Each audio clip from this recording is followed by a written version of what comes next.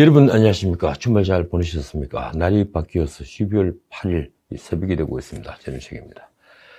문정부 3년 반을 돌아보면 민주주의가 얼마나 허황된 꿈인 것인지 잘 보여주는 하나의 전범이라는 확신을 가지게 됩니다. 헌법 1조 2항은 대한민국의 주권은 국민에게 있고 모든 권력은 국민으로부터 나온다, 이렇게 되어 있죠. 문정부는 이 조항을 소리 높여 광장에서 외치대던 촛불 시위로 탄생했습니다. 그런데 막스 웨버는 소명으로서의 정치라는 책에서 주권이 국민에게 있다는 말 자체가 민주주의에 대한 그릇된 환상의 산물이라고 지적합니다. 현대 정치학의 태두인 존 던 교수도 이 민주주의라는 마법에서 깨어나라, Breaking Democracy's Power, 이 책에서 같은 지적을 하고 있습니다. 인민이 스스로를 다스린다는 것 자체가 환상이라는 것이죠. 문정부는 그 사실을 너무 잘 보여주고 있습니다. 민주주의라는 이름 아래 권력이 대중에게 어떻게 영합하는지, 포퓰리즘으로 재정을 동원한 금권 선거로서 야당을 어떻게 말살하는지, 사법부와 검찰을 어떻게 장악하고 언론을 어떻게 자신의 호위무사로 만드는지 너무 잘 보여준 전범이 되고 있습니다. 오늘 또 이 사무실 오는 길에 라디오를 듣다가 그만 때려 부수고 싶은 마음이 들더군요. 지금 공수처 출범을 두고 벌어지고 있는 여당의 압박도 마찬가지입니다. 이 작년 말 공수처법을 만들 때 여당이 국민에게 한 약속은 공수처장 임명에 대한 거부권을 야당에게 준다는 것이었습니다. 그래서 야당목 추천위원 2명이 반대를 하면 공수처장은 임명될 수 없도록 법을 만들었습니다. 그런데 지금 민주당은 야당의 거부권을 빼앗겠다며 공수처법을 다시 개정하겠다고 합니다. 입맛대로 공수처장을 앉히겠다는 것이죠. 민주당이 어제 오전 법사위를 열어 공수처법 개정안을 강행히 처리한다는 소식이 전해지자 야당 의원 30여 명은 법사위 회장 앞에서 민주주의 유린, 공수처법 저지, 친문 개취다포, 공수처법 아우트, 이렇게 적힌 피켓 시위를 벌였습니다. 그게 무슨 소용이 있는가요? 그런데 도대체 권력이 바라는 세상은 어떤 세상입니까? 집값이 끝없이 오르고 집을 가진 사람은 또 천정부지로 오른 세금으로 하우스 푸어로 전락하고 있는데, 새로 국토부 장관이 된 자는 오른 집값을 환수해야 한다는 주장이나 해대는 전형적인 폴리페스입니다. 그도 강남 방배동에 아파트를 가지고 있더군요. 시장을 억누르고 시장을 무시하면 경제정의가 실현되기라도 하는 건가요? 이 정권이 들어선 뒤 국가의 각 분야마다 평등을 앞세우며 사회주의적 분배 정의를 실천하겠다는 수작에 너무 지쳤습니다. 결국 그것이 하향 평준화로 가는 길인데 말입니다. 지금 권력이 찬양하는 시장 자유는 BTS, 방탄소년단의 성공밖에 없습니다. 그렇지 않습니까? 권력은 시장 자유의 삭을 잘라버리는데 여념이 없습니다. 그 결말은 국가의 타락, 국가의 몰락입니다. 문 대통령이 어제 이 수석 보좌관 회의에서 추미애 사태를 사과했습니다. 혼란스러운 정국이 국민들께 걱정을 끼치고 있어 대통령으로서 매우 죄송한 마음이다. 그러면서 다시 촛불혁명이란 말을 들먹였습니다. 위대한 촛불혁명을 거치면서 더욱 성장한 한국의 민주주의도 오랫동안 해결하지 못했던 마지막 숙제를 풀어내는 단계로 나아가고 있다. 한 말씀 드리자면 대통령이 촛불혁명이라는 사고에 사로잡혀 있는 한 적법절차도 민주주의도 없습니다. 촛불혁명 자체가 반적법 절차이니 말입니다. 아니나 다를까 헌법 1조도 등장했습니다. 모든 권력은 국민으로부터 나온다는 헌법 정신에 입각해 우리 정부는 많은 우여곡절을 겪으면서도 권력기관 개혁에 흔들림 없이 매진했다. 도대체 이 모두 발언은 누가 써주는 것일까요? 정말 기가 꽉 막힙니다. 문 대통령은 이번 정기국회에서 공수처가 출범하길 희망한다고도 했습니다. 지금 권력은 혼란에 빠져 있습니다. 지난 방송에서 말씀드린 대로 대검 친위 쿠데타는 무위로 돌아갔습니다. 윤석열 찍어내기는 이제 장기전이 되고 말았습니다. 문 대통령은 재빨리 징계위는 정당성과 공정성을 담보해야 한다면서 한 발을 뺐습니다. 친문의 시나리오는 이제 엉망이 됐습니다. 대검 감찰부에서 판사 사찰 문건이란 것을 찾아내면 징계위에서 윤석열을 전격적으로 해임 결정하고 문 대통령이 이를 수용해서 새 총장을 임명해 대검을 접수하고 공수처를 출범시켜서 대망의 검찰개혁을 완수한다는 시나리오 말입니다. 이제 윤 총장을 단기에 해임한다는 것은 사실상 불가능해졌습니다. 우선 징계위 구성이 불공정한 게 만천하에 드러났습니다. 더욱이 당연직 징계위원인 신임 이용구 차관이 문제의 원전 사건 핵심 피의자 백운규의 변호사였는데다가 임명 이틀째 국회에서 주고받은 대화방 문자로 인해 그가 징계위원이라는 것이 곧 불공정의 증거가 되고 말았습니다. 그래도 권력은 필사적입니다. 검찰이 월성원전 1호기 문제로 권력에 칼을 들이댄 상황에서 윤석열을 못 자르면 걷잡을 수 없는 레임덕이 올 테니까 말입니다. 그런데 마땅한 수단 방법이 없으니 속이 타들어갑니다. 도대체 추미애는 무슨 배짱으로 이를 이 지경으로 만들었을까요? 시나리오는 도대체 누구 작품입니까? 그녀는 역설적으로 문정부 레임덕을 가속화시키는 장본인이 되고 말았습니다. 이 지점에서 민주당 원내대표를 지낸 우원식 의원은 5일 페이스북에 이렇게 썼습니다. 정권을 궁지에 몰아넣기 위한 감사원 검찰의 행태에 법원까지 힘을 실어준 데 대해 참호를 유감합니다. 이 상황에 인내의 한계를 느낀다. 아무리 생각해도 도를 훨씬 넘었다. 정말 제가 인내의 한계를 느끼고 있습니다. 신동근 최고위원이 기자에게 한 말은 이렇습니다. 상식적으로 이해가 가지 않는다. 국가 정책을 수사해버리면 어떤 정책을 펼칠 수가 있겠나. 강선우 대변인의 논평은 섬뜩할 정도입니다. 이는 정책적 사안을 정치적 수단으로 삼아 검찰개혁 저지의 지렛대로 쓰고자 한 명백한 검찰권 남용으로 공수처 출범으로 반드시 바로잡겠다.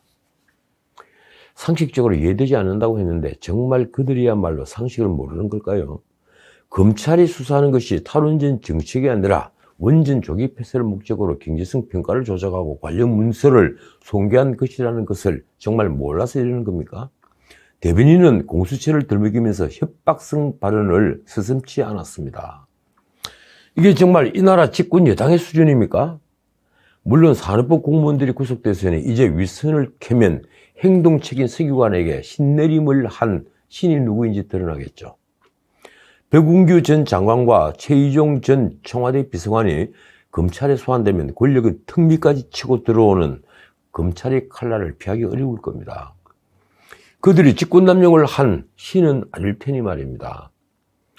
동아일보 보도를 보니 산업부 TF팀은 월성 1호기의 이용률 등 경제성 평가 수치를 낮추는 방안을 논의했고 그 내용을 청와대 최희종 산업정책비서관실에 보고한 것으로 드러났습니다. 지켜보죠. 이제 직권남용죄는 권력에게 부메랑이 되고 있습니다. 이 적폐청산에서 전가의 보도로 요긴하게 써먹던 칼이 자신들이 목을 향하고 있는 것입니다. 직권남용죄는 거의 사문화되다시피 한 형법조항이었는데 윤석열 총장이 이걸 살려내 박근혜 전 대통령도 양승태 전 대법원장도 바로 이 직권남용죄 칼을 맞았습니다. 김기춘, 조윤선, 우병우도 그랬습니다. 그런데 이제 그 칼은 방향을 틀어서 권력을 향하고 있습니다. 문자 그대로 전가의 보도죠. 누구보다도 추미애 장관은 직권남용의 부메랑을 피하기 힘들 것 같습니다. 시민단체가 고발한 한동훈 검사장에 대한 보복성 인사가 대표적인 사건입니다. 아들의 휴가 연장 처리를 보좌관에게 지시한 것도 직권남용으로 고발되었습니다. 또 채널A 수사와 관련해서 수사검사를 실질적으로 지휘감독했다며 직권남용 혐의로 추가 고발됐습니다. 라임 사건과 관련해 수사지휘권을 발동한 것도 직권남용 혐의를 받고 있습니다. 추 장관이 윤 총장을 직권남용 혐의로 직무에서 배제하고 징계를 청구한 것도 법무부 감찰조사 과정에서 오히려 직권을 남용한 정황이 드러났습니다. 측근인 박은정 감찰 담당관이 직속 상관인 유혁 감찰관을 배제하면서 감찰과 수사 의뢰를 주도했는데 상관 피싱을 추 장관 지시라고 했기 때문입니다. 법조계에서는 직권남용죄를 자백한 것과 같다고 말합니다. 과연 이 상황에서 추 장관이 일방적으로 구성하는 징계위가 윤 총장을 직권남용으로 몰아갈 수 있을까요? 놀라운 건 박은정 감찰 담당관이 윤 총장 의혹과 관련해 박상기 전 장관을 면담 조사하면서 이용구 신임 차관의 변호사 사무실을 이용한 것입니다. 이 면담 결과는 문서화됐는데 윤 총장 측이 법무부로부터 받은 감찰 관련 기록에는 빠져있다고 합니다. 당시 이용구는 원전 사건 백운규 전 산업부 장관 변호인이었는데 이 수사를 지휘하는 윤 총장 감찰 관련 조사를 거의 사무실에서 했다는 것은 도저히 이해할 수 없는 일입니다. 더욱이 이 차관은 이제 윤 총장 징계위의 당연직 위원이 됐습니다. 이 차관은 박상기 전 장관이 사무실 방 한 칸을 사용하고 있어서 박은정 감찰 담당관을 그 사무실에서 만난 것이라고 해명했습니다. 궁색한 변명이죠. 어쨌든 윤 총장 측은 어제 7일 법무부의 징계위원 명단과 감찰 기록 공개를 거듭 요구했습니다. 이 방어권을 보장해달라는 것이죠. 윤 총장 측이 3일 법무부로부터 받은 감찰 기록은 대부분 언론기사 스크랩이라고 하는군요. 이른바 판사 사찰 관련 감찰 보고서도 없었다고 합니다. 자, 다른 문제 짚어보죠. 국토부 장관으로 내정된 변창흠 LH공사 사장을 둘러싼 말이 너무 많습니다. 김현미 장관이 그립다는 말이 나올 정도입니다. 그가 노무현 문재인 두 정부의 부동산 정책을 주도한 김수현 라인이라는 것은 이제 천하가 다 알죠. 특이한 것은 그가 도시재생 사업을 주도했다는 사실입니다. 도시재생 사업이 질 좋은 아파트를 공급하는 건 물론 아닙니다. 조은산 씨의 말이 전국을 찔렀습니다. 낙후되고 슬림화된 지역은 재개발과 재건축을 통해 언제든지 쾌적한 아파트 단지로 변화할 수 있는데도 주차할 공간도 없는 골목길에 벽화나 그려대는 것이다. 골목길에 그려진 벽화 많이들 보시죠. 마침 조선일보에 르포 기사가 났습니다. 창신동 일제시대부터 내려온 골목길은 2015년 서울 도시재생 1호로 지정돼서 지금까지 무려 900억 원이 투입된 곳입니다. 박운선 시장 때 변창흠 당시 SH공사 사장 작품이죠. 그런데 5년간의 도시재생은 창신동을 재생시키지 못했다고 신문은 쓰고 있습니다. 도로를 새로 포장하고 가로등을 설치했지만 길은 좁아서 소방차, 구급차가 못 들어가는 길입니다. 휠체어조차 못 다니는 골목이 너무 많습니다. 거기서는 왕복 2차선 도로가 큰 길이라고 하는군요. 견디다 못한 661가구가 지난달 30일 우리도 아파트를 짓게 해달라며 서울시를 상대로 소송을 냈습니다. 정말 기가 막힌 결과입니다. 그런데 어제 진짜 충격적인 변창흠의 말이 알려졌습니다. 2015년 그가 공동저자로 펴낸 불평등 한국 복지국가를 꿈꾸다 이런 제목의 책에서 그가 한 말입니다. 2014년 기준으로 40세 미만 가구의 자가 보유율은 32.8%에 불과하지만 60세 이상 가구의 보유율은 73.9%에 이른다.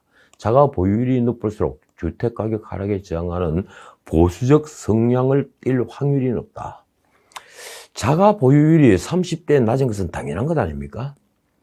그런데 이 고령층의 보수 정당 지지 이유가 집값 상승 기대 때문이라는 건데 이쯤 되면 거의 핑계는 정말 심각한 수준입니다.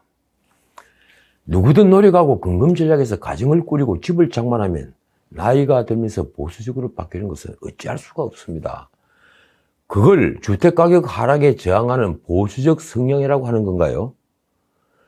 토니 블레어 총리도 이 반대편인 마가릿 대처 여사가 펼쳐왔던 임대주택 불화 정책을 이어받았습니다. 그건 의식주가 인간다운 삶을 누리는 기본적인 조건이기 때문입니다. 문제는 그가 시세 차익 환수를 주장하며 토지 임대부 주택 같은 공공 자가주택 정책을 주장한다는 것입니다. 놀랄만한 사회주의 정책입니다. 그런데 벌써 이 제도를 도입하는 주택법 개정안이 이달 초 국회 상임위를 벌써 통과했더군요. 글쎄요, 땅의 소유권은 정부가 갖고 건물만 분양하는 방식이라는데 분양 가격은 저렴하겠지만 집 사용권만 인정해 주겠다는 이 정책이 과연 얼마나 먹힐 것 같습니까? 그리고 그런 적당한 땅이 과연 서울에 얼마나 있는가요? 다른컨대 실정을 모르는 학자의 탁상공론입니다. 왜 좌파들은 하나같이 시장을 미워합니까? 막상 자신들도 시장의 혜택을 누리면서 말입니다. 그가 LH 사장으로 있으면서 영등포와 용산 등 쪽방촌 개발 같은 도시 재생에 열심히 했다니 앞으로 이 나라 집값은 장담하건대 절대 내리지 않을 것입니다. 모르죠? 이 나라가 사회주의 국가가 되고 모든 집들을 평준화시키고 국가가 집들을 관리하는 시대가 오면 또 모르겠습니다. 북한처럼 말입니다. 도대체 공공자가주택 같은 발상으로 대중이 환호하는 집을 공급하고 집값을 잡을 수 있다는 자를 국토부 장관으로 앉힌 이유가 무엇인지, 문 대통령도 정말 그걸 믿고 있는 것인지 궁금할 뿐입니다. 더욱이 그는 서울주택공사 SH 사장으로 있으면서 직원들이 정치 성향과 박원순 시장과의 관계 등을 잣대로 평가한 블랙리스트 문건으로 논란이 일었던 사람입니다. 그 바람에 열이면 안 됐죠. 게다가 LH 사장으로 있으면서 자신과 친분이 있는 단체에 일감을 몰아준 것으로 언론은 보도하고 있습니다. 자, 한 문제만 더 짚고 마치겠습니다. 숨진 이낙연 측근 이모 씨가 옵티머스 외에 전남 여러 기업에서 거액을 수수한 혐의를 검찰이 포착했다고 언론이 보도했습니다. 여러 업체로부터 장기간에 걸쳐 급여 형식으로 받았다고 하는군요. 돈을 준 전라남도의 지역업체들이 이 씨를 보고 급여 형식의 돈을 주었을 일은 만무합니다. 그래서 검찰은 이낙연 대표의 개입 여부와 정치자금법 위반 여부를 규명하려 이 씨를 소환 조사했다고 합니다. 저는 대권을 꿈꾸는 이 대표가 그런 지저분한 돈에 개입되었을 가능성은 없다고 봅니다. 그러나 이 대표에게는 엄청난 악재가 터진 셈이 됐습니다. 윤석열 총장은 이 씨의 사망 소식을 언론 보도를 보고 알았다고 하는군요. 이게 문제되자 중앙지검은 이 씨의 행부를 이튿날인 3일 오전 9시 30분에 대검 반부패 강력부에 보고를 하고 관련 자료를 송부했다고 발표했습니다. 반부패 강력부가 총장에게 보고를 하지 않았더군요. 이 씨가 조사를 받았던 중앙지검 조사실과 이 씨 사망 지점은 불과 300m 정도 떨어진 곳입니다. 대검과 중앙지검 거리처럼 그 거리가 그렇게 멀었던 것일까요? 자, 오늘은 여기까지입니다. 이 민주당 5선 이상민 의원이 6일 소득 최상위층을 대상으로 하는 부의세법을 발의하겠다고 했습니다. 민주당은 종부세 등 세금 폭탄을 안기고 세금을 왕창 올리면서도 그동안 정세는 없다고 하고 있습니다. 이상민 의원은 최근 아르헨티나 의회가 부유세 법안을 처리한 것을 모델로 삼았다고 하는군요. 그 부유세로 아르헨티나는 어렵음 확보와 중소기업 지원, 장학금 등에 지출할 계획이라고 합니다. 아르헨티나가 참 보기 좋았던 모양입니다. 문정부 출범 당시 650조였던 국가부채를 2022년 1100조 가까이 늘리는 것을 이제 부유세로 감당하려 하는 건가요? 권력이 추락하고 있습니다. 야당 얘기를 하지 않으려 했는데 하나만 하겠습니다. 이 김정인 위원장이 이번 주 9일경에 이명박 박근혜 전 대통령의 과오에 대한 대국민 사과에 나선다고 합니다. 누가 그에게 그런 권한을 주었습니까? 그 당이 김종인 개인의 당입니까? 차라리 당을 해체하는 건 어떻습니까? 당내 청년의당 창당대회란 것을 했던데 내세울 만한 청년이나 있었으면 합니다. 어제 당무감사 결과를 보니 김소연, 전희경을 잘랐더군요. 참 기가 막힙니다. 지금까지 전은책이었습니다.